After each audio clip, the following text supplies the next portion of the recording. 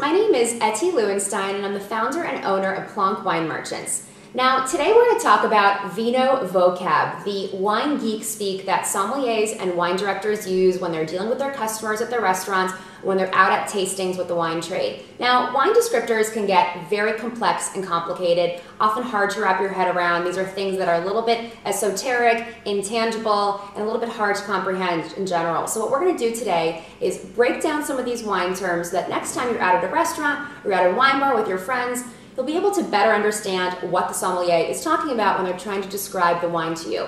Now, the first term that I want to bring to mind is minerality.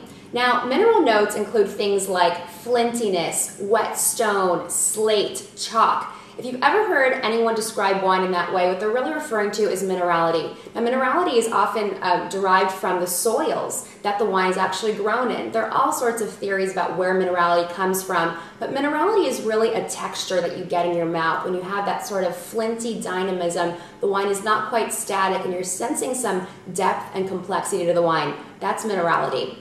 Now, the next term I want to talk about is something that's often referred to as a wine that's muscular or brawny.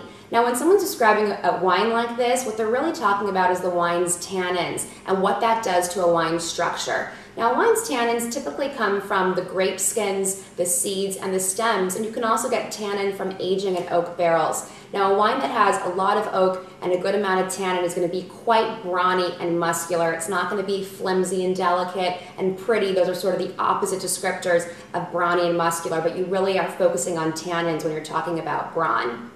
The next term, and lastly what I wanted to describe, is what people use to describe high acidity in wine. They'll use terms like racy or nervy or high-toned.